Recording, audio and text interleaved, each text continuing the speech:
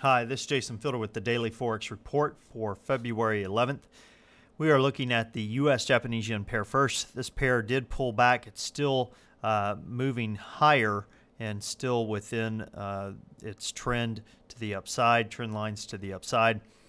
We are looking for this pair to continue moving overall sideways when you look at the market action with a bias that is sideways as well. Look for it to potentially go as high as 90.63.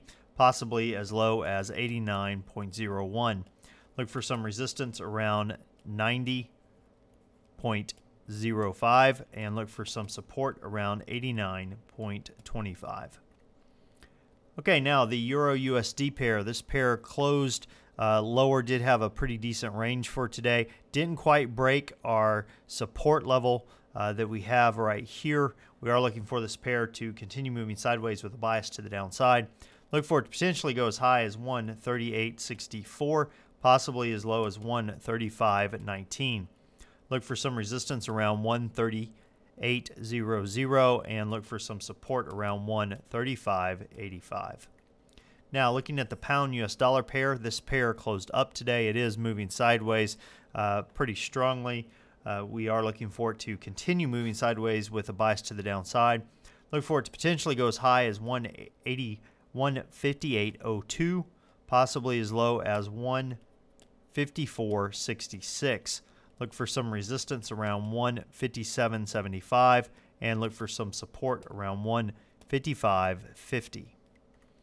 Now, looking at the US Swiss, this pair closed up, had a pretty decent range as well. It's moving sideways overall with a bias to the upside. Look for it to potentially go as high as 1.0840.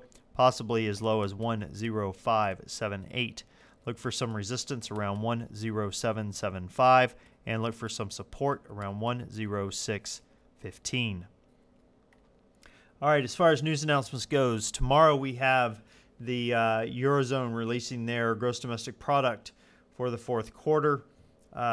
Year to date, they're showing things have gotten better from a negative 4.0% to a negative 1.9%. So much improved, but still in the negative numbers. That's being released at 5 a.m. Eastern Time. Now, the U.S. has their advanced retail sales for January being released.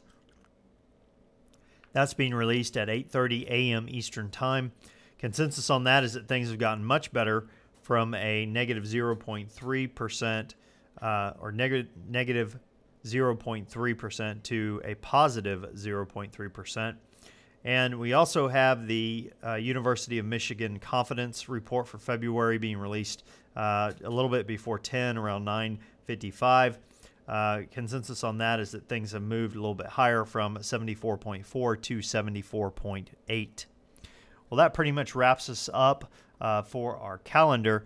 Now let's take a look at what I'm looking for over the next session.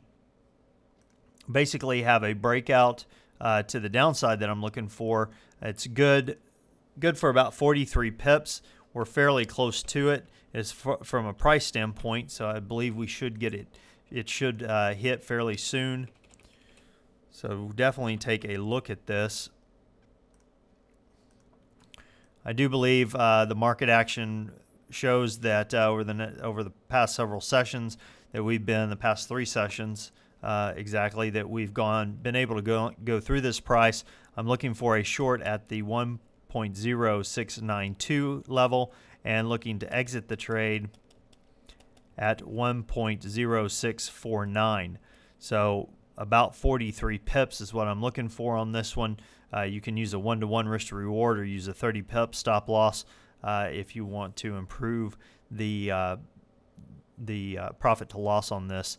Potentially, but if you drop down to lower time frames, you will find, for instance, let's drop down to the hour time frame, kind of look at today what happened, market action.